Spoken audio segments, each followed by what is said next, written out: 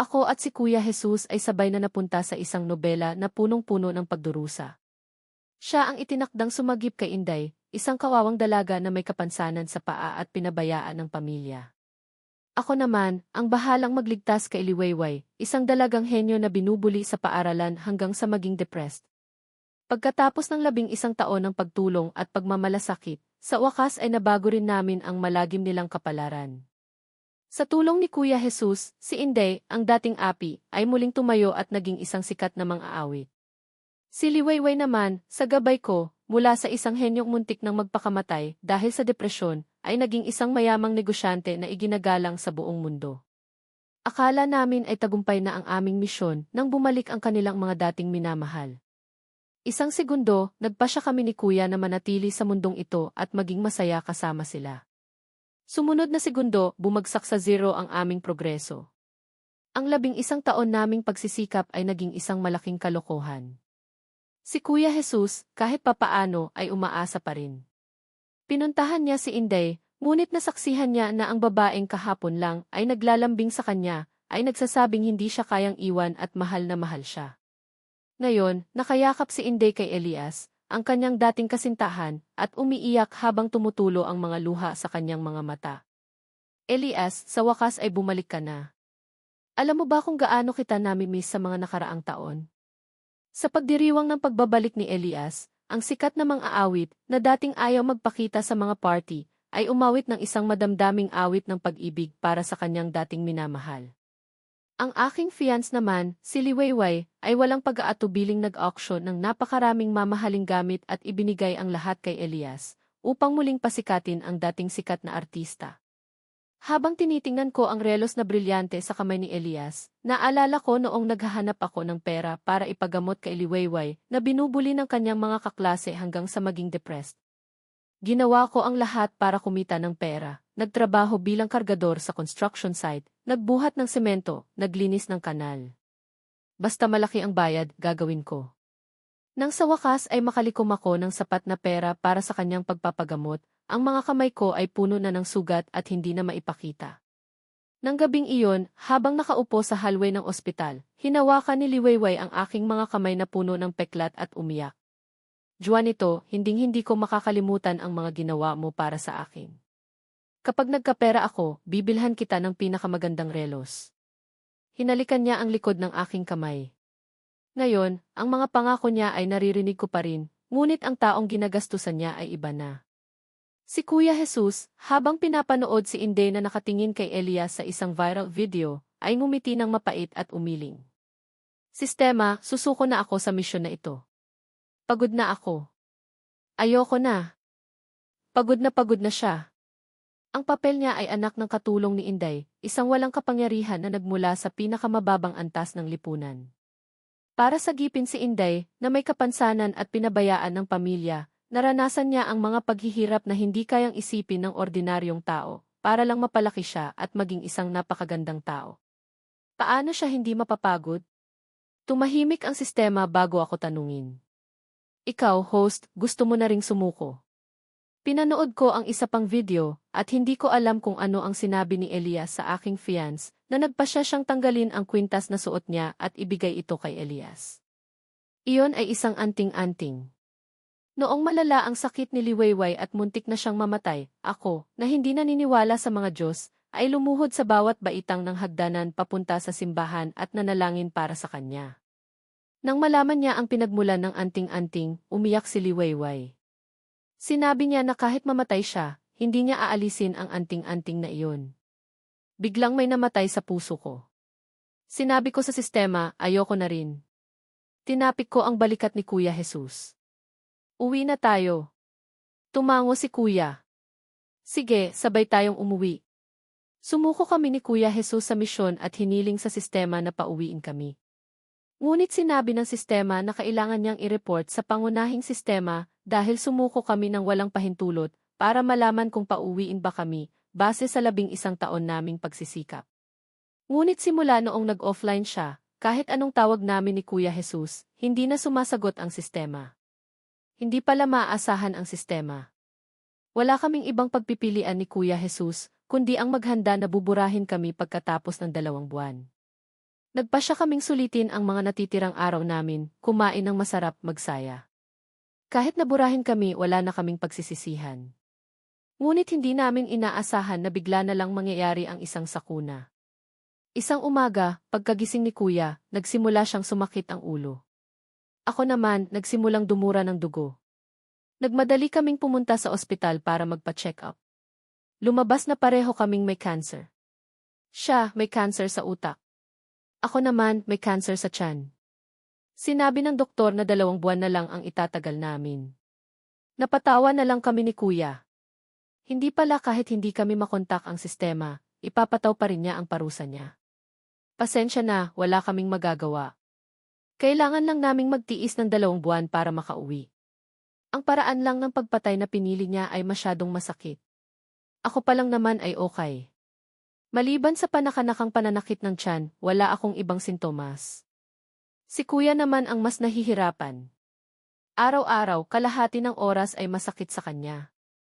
Habang pinapanood ko siyang hawakan ang kanyang ulo sa sakit, hindi ko matagalan. Sa simula, gumagana pa ang pain reliever, pero kalaunan, hindi na rin ito nakatulong. Nakiusap ako sa doktor na humanap ng paraan para matulungan siya. Bumuntong hininga ang doktor. Kumalat na ang cancer cells niya. Wala na kaming magagawa. Ang cancer sa utak ang pinakamasakit sa lahat ng uri ng cancer. Masyadong mataas ang level ng sakit niya. Hindi na gumagana ang mga pain reliever na morphine-based. Ngunit sa kabutihang palad, may isang gamot na galing sa ibang bansa na maaaring makatulong para mabawasan ang sakit. Mayroon kaming gamot na ito dito sa ospital, ngunit kamakailan, biglang tumigil ang aming supplier, ang DNF-GESAE, sa pagsusupply sa amin. Kung may kakilala kang mataas sa DNF-GESAE, baka matulungan ka niya para makakuha ng gamot. Kumirot ang puso ko. May kakilala ako sa DNF-GESAE, si Liwayway, ang EC ng DNF. Noong nakaraan, nag-away kami dahil kay Elias. Sinabi ko na hindi na ako makikipag-usap sa kanya. Ngunit ngayon, para kay Kuya, wala na akong pakialam. Pagkatapos ng ilang araw, tinawagan ko si Liwayway. Matagal bago may sumagot. Pagkasagot, agad kong sinabi, Liwayway, pwede mo ba akong tulungan? Juanito, ikaw ba yan? Naliligo si Liwayway. Ano bang kailangan mo? Sabihin mo na lang sa akin. Sa isang iglap, naintindihan ko kung sino ang lalaking nasa kabilang linya, si Elias, ang dating minamahal ni Liwayway. Ganoon na ba kalayo ang narating nila? Isang matinding sakit ang nagmula sa kaibuturan ko. Ibigay mo kay Liwayway ang telepono. Gusto ko siyang makausap pero nasa banyo si Liwayway. Biglang may narinig akong sigaw ng gulat sa kabilang linya. Huwag, Liwayway. Hindi pa ako tapos maligo. Parang may sumaksak sa puso ko. Nasabi ko na lang, mga walang hiya. Bastos ka. Biglang nagbago ang tao sa kabilang linya. Ang boses na dating malambing na tumatawag sa akin na Juanito ay biglang naging napakalamig. Juanito, sabihin mo na lang kung anong kailangan mo. Bakit mo minumura si Elias? Hindi ba sinabi mo na hindi mo na ako kakausapin? Bakit ngayon hindi mo na matagalan? Pareho ka talaga ni Elias, napakababa. Nahihilo ako at ang aking tiyan na madalas sumakit ay biglang kumirot ng husto. Sa unang pagkakataon, naramdaman ko ang sakit na tinitiis ni Kuya bawat segundo. Ganito pala talaga kasakit ang cancer. Sa sakit na halos ikamatay ko, naisip ko pa rin na napakabuti ko kay Liwayway. Higit sa 10 taon, sinagip ko siya. Naghirap ako para lang makalikom ng pera para pagamot sa kanya. Para protektahan siya mula sa pang-aabuso, hinarang ko ang mga kamao at sipa na papunta sa kanya, kahit ako ay natatakot din masaktan. Ngunit pagkatapos ng lahat ng ginawa ko para sa kanya, naging isang napakababang tao lang ako dahil sa isang salita ng kanyang dating minamahal. Hindi ko maintindihan. Sobrang sakit. Hindi ko napigilan ang aking sarili na dumura ng dugo at nawalan ng malay. Nang magising ako, nakita ko na matagal nang natapos ang tawag. Nang tawagan ko ulit, binlock na ako ni Liwayway. Nang gamitin ko ang telepono ni Kuya, agad niya akong binlock nang marinig niya ang boses ko. Nang makita ng doktor na naguguluhan ako, sinabi niya sa akin na nasa room si Liwayway. Ang nobyo raw nito ay may sakit sa puso kaya sinasabi nito lagi na sumasakit dibdib niya. Dahil dito, pinadala ni Liwayway lahat ng special meds sa kanya. Tumungo ako sa kwarto ni Liwayway at nakita ko doon si Elias na nakaupo sa kama at tumatawa. Nakahubad ito at may bakas ng kiss mark sa kanyang katawan. Nagtago ito sa likod ni Liwayway dahil gulat na gulat ito na nakita niya ako. Sinabi ni Liwayway na galit siya at sinabi na nagsisinungaling daw ako para sirain ang kanyang araw. Sinabi ko na may cancer ako at si Kuya Jesus. Nanlaki ang mata ni Liwayway at tinanong ako na kung anong cancer. Sinabi ko sa kanya na stage 4 cancer sa tiyan. Bigla sabi ni Elias na nagpapanggap lang daw ako. Sinabi ni Liwayway na napakasama ko dahil nagsisinungaling pa ako. Sinubukan ko sabihin sa kanya na huwag niya akong pagalitan, pero pakitulungan si Kuya Jesus kasi cancer sa utak ito at masakit ito. Hinihiling ko sa kanya na bigyan niya kami ng medisina para magbawas sa kanyang sakit. Sinabi ni Liwayway na napakasama ko at gusto niya na ako at si Kuya Jesus ay mamatay. Sa sobrang sakit, dumura ako ulit ng dugo at nawala ng malay. Nang magising ako, nasa loob na ako ng kwarto ko. Nabasa ko ang picture sa telepono ko na magkasama kami ni Liwayway. Sinabi niya sa akin na huwag ko siyang iwanan. Sinabi ko rin na hindi ko siya iiwanan. Sa librong ito, naging miserable ang buhay niya. Iniwan siya ng kanyang ina at naging siga ang kanyang ama. Nakita ko na ninakaw ng kaklase niya ang kanyang gawa. Sinabi ko sa kanya na naniniwala ako sa kanya at hindi ko siya iwanan. Pero ngayon, wala na ito. Hindi siya naniniwala sa akin at gustong mamatay ako. Bumalik ako sa kwarto kung saan nandoon si Kuya Jesus. Sinabi niya na ayos lang kung hindi ko matagpuan si Liwayway. Sinabi ko na nagkasakit ito. Hiniling ko sa kanya na huwag siyang magkasakit. Humingi ako ng tawad dahil hindi ko nakuha ang gamot kay Liwayway. Sinabi niya na pwede kami maghanap sa ibang lugar para bumili ng gamot. Tumawag ako kay Isizhang at sinabi ko sa kanya na kaya namin bayaran ang gamot. Nang sinabi ni Isizhang na kailangan naming magbayad $200,000 bit. Nalaman namin na hindi ito problema para sa aming dalawa. Dahil sa mga asawa namin, nakasama kami na mag-ipon ng pera para dito. Tinawagan ko si Isizhang para sabihin sa kanya na pwede namin makuha ang pera para dyan para magbili ng gamot, pero nang mag-swipe ako ng credit card, napansin kong binlock na pala ni Liwayway ang card ko. Kumuha si Kuya Jesus ng card sa kanyang wallet at sinubukang iswipe ito. Ngunit tinanggihan din ang card. Binlock din ang card niya. Tulala si Kuya Jesus habang tinitingnan ang card na ibinalik ng nurse. Lumapit ako sa kanya at tinapik ang kanyang likod para aliwin siya. Kuya Jesus, huwag kang mag-alala. Hahanapin ko si Liwayway at hihingin ko ang pera natin. Anong karapatan niyang i-block ang mga card natin? Kahit na maghiwalay tayo, dapat hatiin niya sa akin ang kalahati ng pera natin. Tumawa ng mapait si Kuya. Tama ka. Anong karapatan nila na i-block ang mga card natin? Tatawagan ko si Inday. Napakasama ng babaeng iyon. Muling namutla ang mukha ni Kuya at nanginig ang kanyang katawan.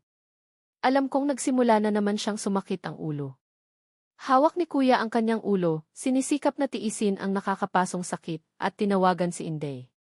Mabilis na sumagot ang malamig na boses sa kabilang linya. Jesus, hindi ba sinabi ni Elias na malapit ka nang mamatay dahil sa cancer? Bakit may gana ka pang tumawag sa akin?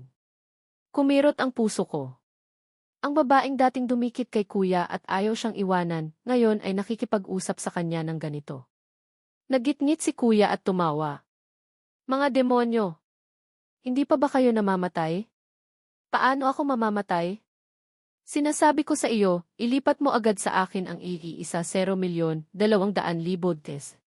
Kung hindi, ilalantad ko ang mga sikreto mo at ni Elias para makita ng lahat na ang God na kanilang iniidolo ay isang basura na third party at dalawa ang niloloko.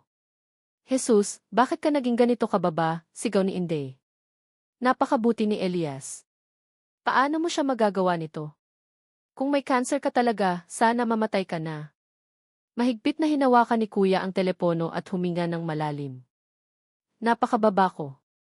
Kaya Inday, para sa iyong malinis at mabait na Elias, siguraduhing ilipat mo ang pera sa account ko sa loob ng 1 araw. Kung hindi, sisiguraduhin kong masisira ang pangalan ng Elias mo. Nagbigay si Inday, ngunit mukhang hindi rin panalo si Kuya. Mas madalas siyang sumasakit kaysa masaya. Sa kabutihang palad, may magandang balita si Doktora Santos. Nakontak na raw niya ang supplier ng gamot. Kailangan lang naming magbayad ng isa 0 milyon at ipapadala agad ang gamot. Ngunit hindi pa rin dumarating ang pera mula kay Inday. Hindi alam kung sino ang naglabas ng mga masamang balita tungkol kay Elias. Kumalat sa internet ang mga usapin niya bilang third party at ang kanyang academic fraud. Nagalit si Inday at tumawag. Jesus, mamatay ka na. Sinira mo ang buhay ni Elias. Hindi kita bibigyan ng kahit anong pera. Gusto ko ring makipaghiwalay sa iyo para umalis ka ng walang pera. Hindi na nakayanan ni Kuya ang sakit at bumagsak sa kama, hawak ang ulo at umiikot. Napakasakit. Masakit ang ulo ko, masakit din ang puso ko.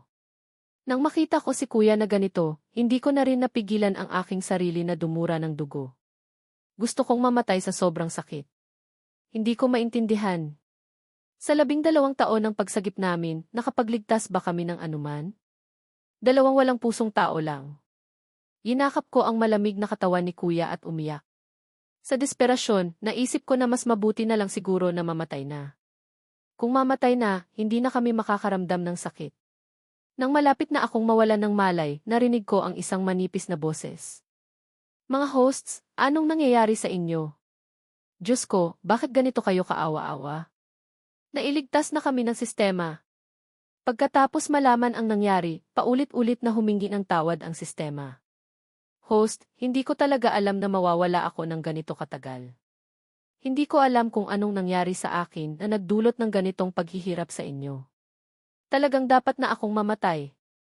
Tama, hindi naman kayo maganda dito, gusto nyo pang umalis, di ba? Siyempre. Sabay kaming sumagot ni Kuya.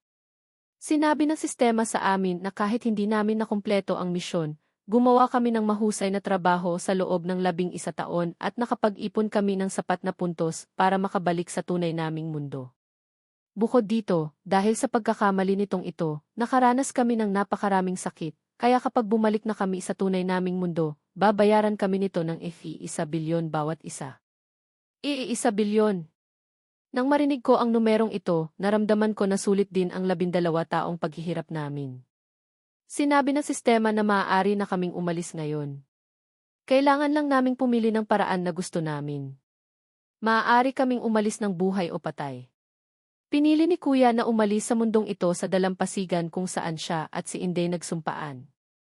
Siyempre, sasama ako. Pumunta kami sa dalampasigan at natuklasan na nandoon din si Inday at Liwayway kasama si Elias. Tumingin si Kuya sa malayo sa Lover's Cliff at tumawa ng mapait. Tama. Ito ang sikat na Lover's Cliff. Sinasabi nila na ang mga magkasintahan na magpapakasal dito ay magkakasama habang buhay. Kaya't nag-propose si Kuya kay Inday dito. Ngunit ang resulta ay napakasakit. Ayaw na naming makialam sa kanila, ngunit napansin pa rin nila kami. Nakita ni Elias na duguan kami at sinabi, Juanito, Kuya Jesus, hindi ko alam kung ano ang nagawa kong mali na ginaganyan ninyo ako. Patawarin niyo na ako, pwede ba?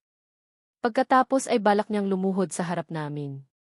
Galit na galit si Inday at hindi makapag-isip ng tama. Itinulak niya si Kuya. Jesus, tama na. Akala mo ba na kung sisirain mo si Elias, mamahalin na kita? Nagpapantasya ka lang. Juanito, hindi ba sinabi mong may cancer kayo at malapit nang mamatay? Bakit hindi pa kayo namamatay? Ang baba at sinungaling niyo. Hindi na napigilan ni Kuya ang kanyang luha.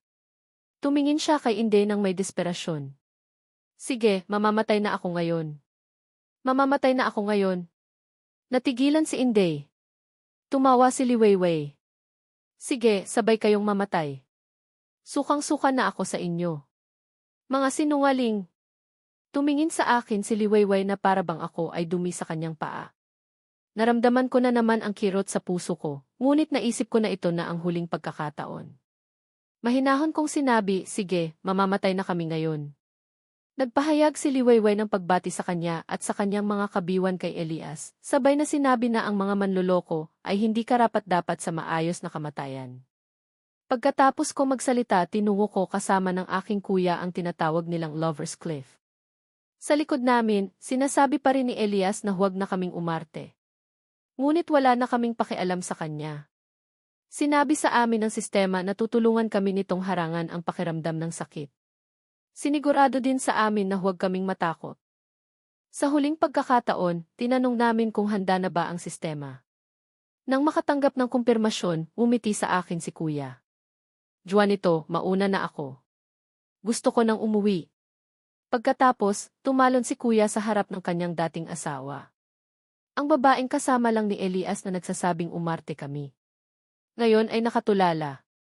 Tumingin ako kay Liwayway na yakap si Elias at hindi tumitigil sa pag-aalo sa kanya at sa huling pagkakataon ko siya tinawag. Asawa ko, aalis na rin ako. Gusto kong umuwi kasama si Kuya. Pagkatapos, tumalo na rin ako. Sa likod, tila may narinig akong sigaw ng sakit. Kanino kaya? Umingiti ako. Hindi na mahalaga kung kanino. Gusto na naming umuwi. Naging matagumpay kami sa pagtakas sa mundo sa loob ng aklat. Sa loob ng 7 taon, sa tunay naming mundo, mayroong 2 yaong taikoons. Dala-dala namin ang FEE 2 bilyong puhunan na ibinigay sa amin ng sistema at nakasabay sa paglago ng live streaming. Nagtayo kami ng sarili naming live streaming company, nagsanay ng maraming sikat na streamer na may milyon-milyong tagahanga at pinarami ang aming pera. Naging tunay na panalo kami sa buhay, nagmamay-ari ng malaking yaman, maraming magagandang babae, modelo, maliliit na artista, at babaeng estudyante sa kolehiyo na nakapaligid sa amin. Madalas kaming magpalit ng girlfriend, nabubuhay sa isang masayang buhay. Ngunit wala kaming kinalaman sa mundo ng pag-awit at hindi rin namin gusto ang mga babaeng executive. 12 taon na ang nakalipas. Matagal na ang panahon, ngunit para sa amin, ang mga araw na iyon ay tunay na alaala. Ang mga araw na iyon ay ang mga araw na buong puso kaming naglingkod. Nakalulungkot, ang mga araw na iyon ay lumipas na. Ngunit nang unti-unti naming nakalimutan ang nakaraan at sa wakas ay nakahanap ng taong mahal namin, nag-online muli ang sistema. Hosts, nababaliw na ang mga dating sinagip nyo. Kinidnap nila ang Melilid ng maliit na mundo at ngayon ay papunta na sila dito para hanapin kayo. Sinabi sa amin ng sistema na pagkatapos naming umalis, nabaliw na sina Inday at Liwayway. Huli na silang napagtanto na mahal nila kami, ngunit patay na kami. Sa una, hindi sila naniwala at gumastos ng maraming pera sa pag-upa ng mga tao para hanapin ang mga bakas namin sa ilalim ng dagat. Ngunit paano nila kami mahahanap? Naitago na ng sistema ang mga labi namin. Ang isa sa mga kahilingan ay hindi dapat nila kami mahanap. 7 taon silang naghanap ng walang resulta. Sa pagkakataong ito, ang iskandalo ni Elias ay naisiwalat. Lumalabas na noong iniwan sila ni Elias, hindi dahil sa pagkalugi ng kanyang pamilya, kundi dahil gusto niya ang isang mayamang babae. Sinadya niya na habulin ang babaeng iyon. Nagalit sila. Hindi nila sukat akalain na ang kanilang mahal na Elias, na kanilang handang ibigay ang buhay, ay isang basurang ganito. Kinidnap nila si Elias at gustong siluin kami, ngunit si Elias ang male lead. Kung mamatay siya, guguho ang maliit na mundo. Kailangan na magpakita ang sistema para makipagnegosasyon sa kanila. Binigyan sila ng 12 araw para pumunta sa tunay naming mundo at hanapin kami. Kung makita nila kami at kumbinsihin kaming bumalik sa kanila, papayagan kami ng sistema na bumalik sa kanila. Kung hindi, ibabalik sila ng sistema sa panahon bago kami nakilala upang maranasan nila ang dapat nilang maranasan. Nagulat na tanong ni Kuya. Pumayag sila? Sagot ng sistema, pumayag sila. Tumawa ako ng mapait. Kung ganoon, napakakampante nila. Pagkatapos kong magsalita, sumigaw si Kuya sa gulat. Sa sumunod na segundo, bigla akong itinulak ni Liwayway na biglang lumitaw sa sofa at sinakal ako. Tinitigan niya ako sa mata na may galit na galit. Juanito, paano mo ako nagawa nito? Alam mo ba kung gaano ako nabaliw sa paghahanap sa iyo nitong mga nakaraang taon? Sa kabilang banda, ginamitan ni Inday ng silk scarf para itali ang kamay ni Kuya. Kuya Jesus, alam mo ba na noong akala ko napatay ka na, muntik na rin akong sumunod sa iyo. Niloko mo ako ng husto. Habang sinasabi nila ang mga salitang masakit, hindi ko mapigilang tumawa ng malakas. Nais kong sirain ang kanilang mga binti. Nanlilisik ang mata ni Liwayway at nagtanong. Tumawa ako ng mas malakas. Magpantasya na kayo, pero ngayon ay hindi nyo kami mahahawakan.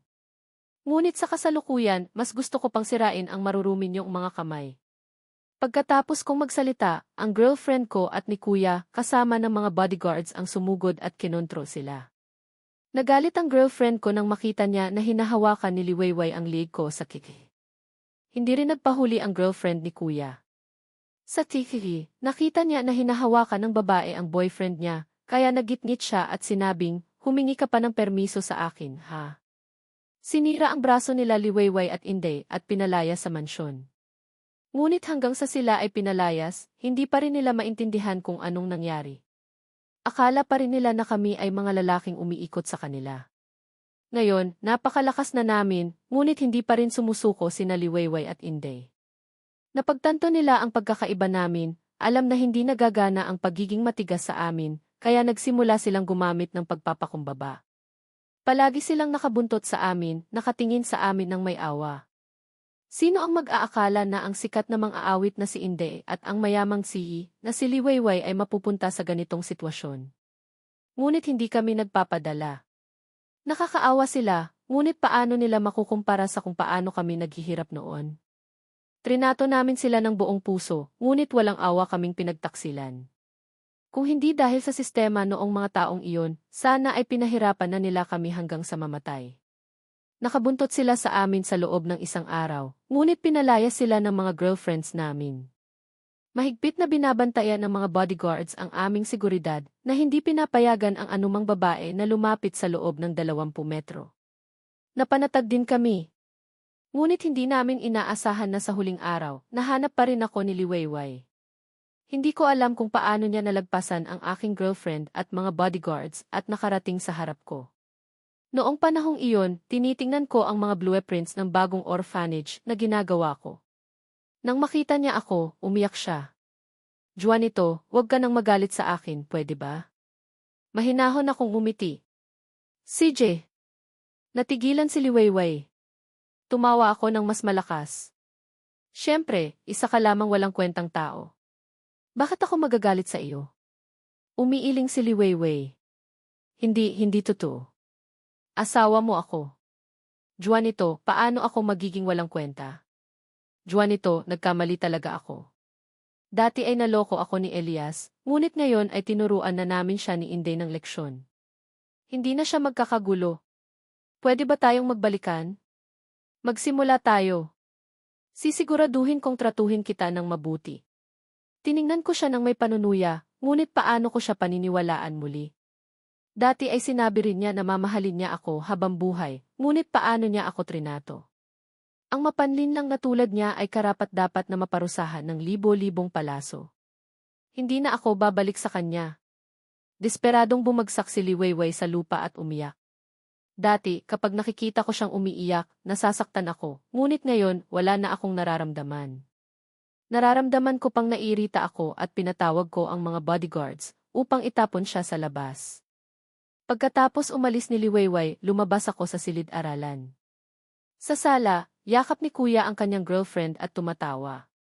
Juanito, kanina lang ay dumating si Inday para magmakaawa sa akin na balikan ko siya.